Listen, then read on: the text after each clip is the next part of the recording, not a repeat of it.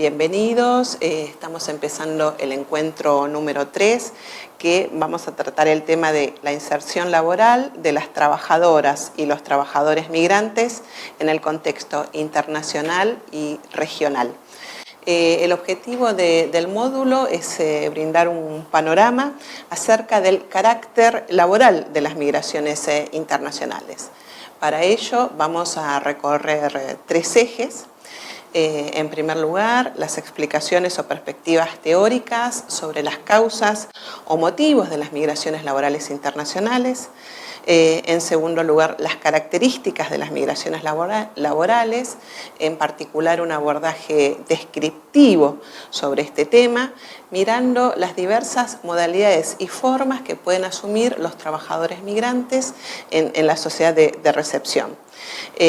Para ilustrar, vamos a ver algunos números, algunas estadísticas regionales acerca de los conceptos presentados y principalmente los patrones migratorios que se dan en América del Sur. Y para ver el caso de las migraciones laborales, también vamos a tener presente cómo son estas migraciones en la Argentina en la actualidad.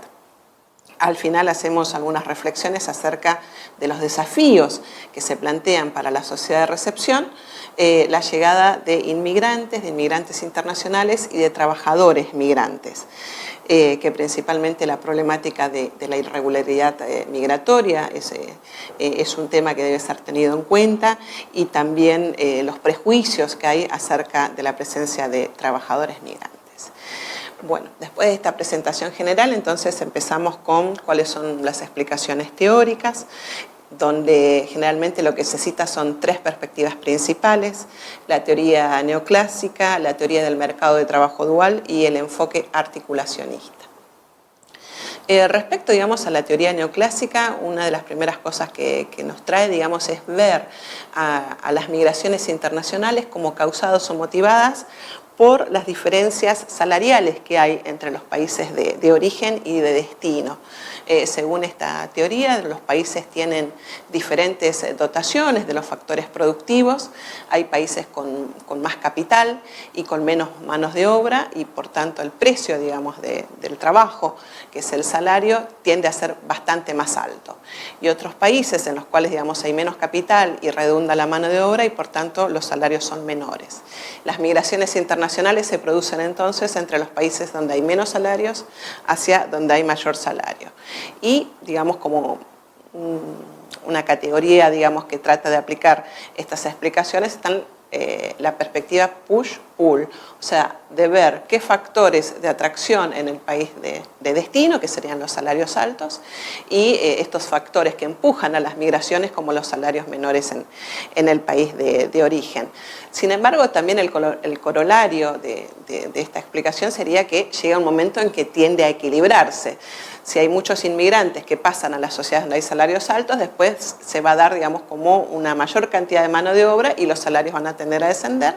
Y en el país que tenía menos salarios, al haber menos trabajadores, los salarios van a tender a cierto equilibrio y las migraciones internacionales tenderían a moderarse o a disminuir.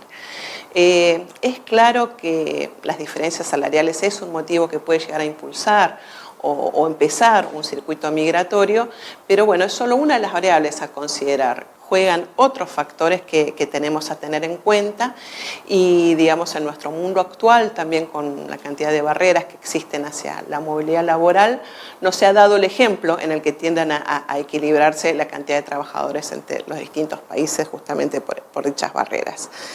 La otra teoría que también van a encontrar en el material, que acerca unas explicaciones interesantes acerca de las migraciones internacionales, es la teoría del mercado de trabajo dual. Esta teoría centra su explicación en cuáles son las necesidades de la economía del país de recepción, que produce, digamos, una cantidad de demanda de mano de obra laboral que no necesariamente es cubierta por la mano de obra nativa. Y por tanto se produce, digamos, una demanda insatisfecha que tiende a ser cubierta por los trabajadores migrantes. En general se demanda mano de obra migrante para algunos trabajos que se producen en el mercado de trabajo secundario, por eso la teoría del mercado de trabajo dual, en la que considera que hay un mercado primario, con puestos de trabajo que están bien pagos, con proyecciones de carrera, con estabilidad, con movilidad, y un mercado de trabajo secundario donde, al revés, digamos, los trabajos tienden a ser con menor paga, con un prestigio bastante menor, digamos, dentro de la escala ocupacional y con dificultades para pasar de un segmento a otro. Es este mercado de trabajo secundario el que generalmente genera demanda hacia los trabajadores migrantes, ya que los nacionales, por posibilidades de insertarse en otros nichos, tienden, digamos, a no ocuparlos. Ni las mujeres, ni los jóvenes, digamos, de las sociedades desarrolladas, que es donde se dan, y también en algunos países en desarrollo, estos mercados segmentados, tienden a ocupar esos puestos y se abre entonces la posibilidad para los trabajadores migrantes. Por distintas razones, digamos, se produce esto, entonces la mano de obra migrante tiene un papel que es complementario hacia los nacionales. Y el tercer enfoque es el enfoque articulacionista, que lo que nos viene a traer es una mirada acerca de cuáles son, digamos, los vínculos que se dan entre los países de origen y los países de destino. En el cual, digamos, las migraciones internacionales son procesos de creación de vínculos de espacios geopolíticos y socioculturales diferentes.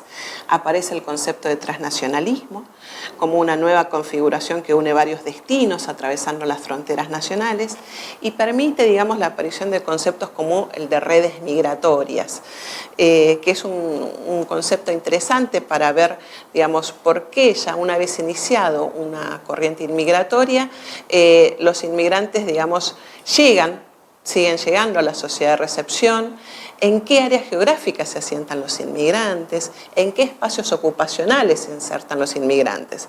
Entonces, este enfoque articulacionista permite comprender la acción del aspecto social de las redes migratorias y nos ayudan a comprender algunos de estos procesos.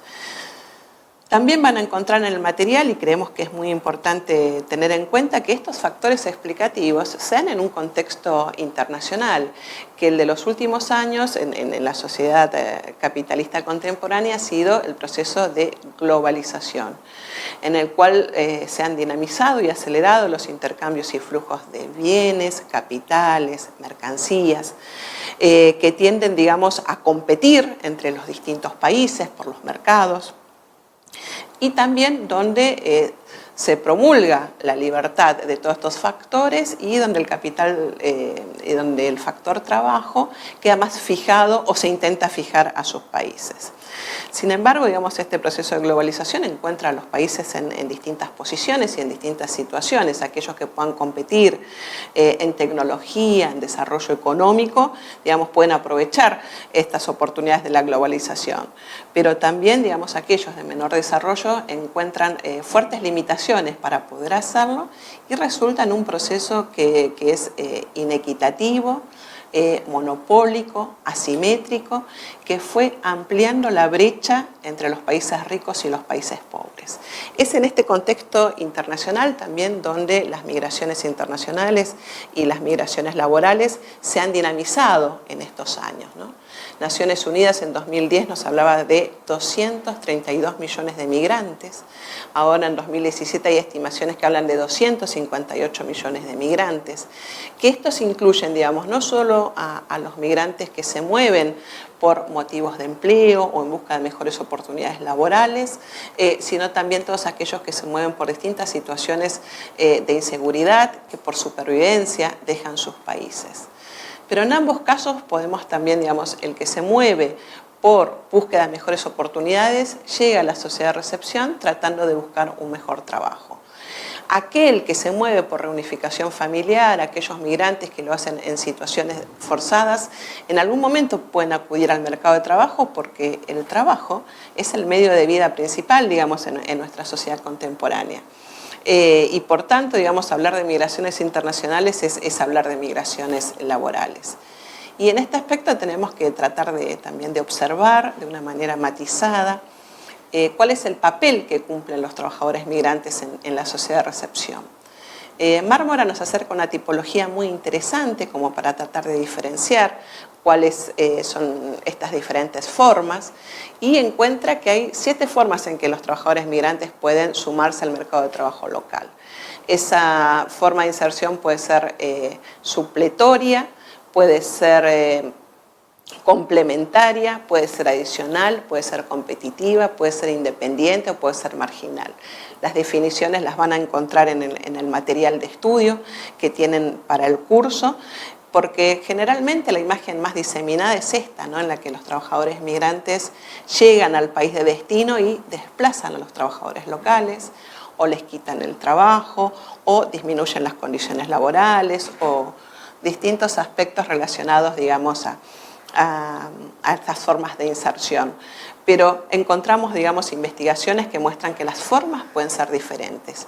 Y es muy importante a la hora de la formulación de políticas tener en cuenta estas diferencias y matices. Así que, bueno, respecto a las formas de inserción se pueden dar de estas distintas maneras.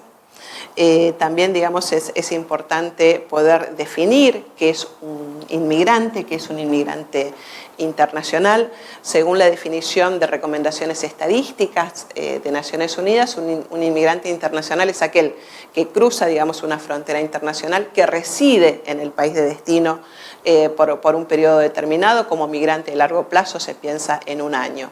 Pero en el caso de los trabajadores migrantes tenemos que adicionar una característica. ¿Qué es lo que hace o define a una persona como trabajadora migrante? Que en el lugar de destino también pueda desarrollar algunas actividades que permitan su reproducción material de vida. Y en ese caso, digamos, se refiere al trabajo. Así que además del traslado de un espacio internacional hacia otro, es importante tener en cuenta el desarrollo de la actividad laboral. En cuanto a la región, podemos decir que en América Latina hay principalmente 3 patrones migratorios internacionales. Un patrón que es extrarregional, es decir, los emigrantes sudamericanos que se dirigen, por ejemplo, hacia Estados Unidos, hacia Europa, hacia Australia.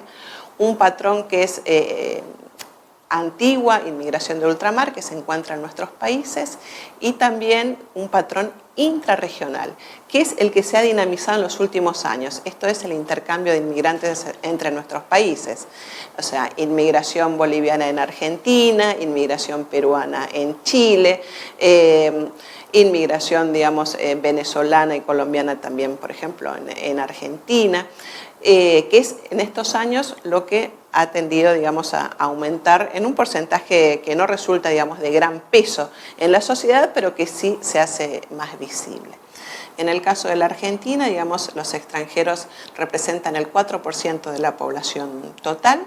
Hay una gran concentración en lo que es el área metropolitana urbana y tienen bastante presencia en algunas actividades económicas en particular. En las áreas urbanas el trabajo inmigrante se concentra principalmente en las ramas de la construcción, del comercio, el servicio doméstico, la industria textil. Según los datos estadísticos, tienen una alta participación laboral, tienen altas tasas de actividad, muy baja desocupación, y el papel que cumplen es de tipo complementario a la mano de obra nacional. No se han encontrado, digamos, investigaciones ni datos empíricos, digamos, que muestren algún tipo de inserción de tipo competitiva o que desplaza la mano de obra nacional. Sí, digamos, una manera particular que tienen de insertarse es en segmentos del mercado de trabajo con mayor informalidad. Los trabajadores migrantes tienen tasas de empleo no registrado bastante superiores a la de los nacionales. Así que es una condición, digamos, que necesita mejorarse desde la perspectiva, digamos, también de que puedan tener ingreso a otro tipo de nichos laborales. Y respecto a los desafíos, digamos, que implica la participación de trabajadores migrantes en la sociedad de recepción, una de las principales problemáticas que aparece es la irregularidad migratoria. Tengamos presente que los inmigrantes en situación irregular no pueden tener acceso a un empleo formal y tienen dificultades para la integración social. Y la otra problemática es la de los prejuicios. En la sociedad actual están muy diseminadas, digamos, imágenes negativas o de rechazo hacia los migrantes, y para ello, digamos, es importante que cada vez más se hagan investigaciones objetivas que muestren cuáles son los aportes de los trabajadores migrantes. Sin los trabajadores migrantes, digamos, habría escasez de recursos humanos en varios segmentos del mercado de trabajo, lo que redundaría en falta de crecimiento de dichos sectores. Sin las trabajadoras en casas particulares, muchas mujeres nativas tendrían más dificultades para sumarse al mercado de trabajo remunerado. Sin trabajadores migrantes había mucha escasez en construcción y también en otros rubros donde nos vienen a traer su fuerza, su empuje y sus aspiraciones a generar una sociedad más rica y más inclusiva para todos nosotros. Así que es una asignatura recuperar también el aporte de los trabajadores y de los trabajadores migrantes en particular. Así que bueno, los invito a la lectura del material y de la bibliografía para poder comprender mejor estos temas tan interesantes. Muchas gracias.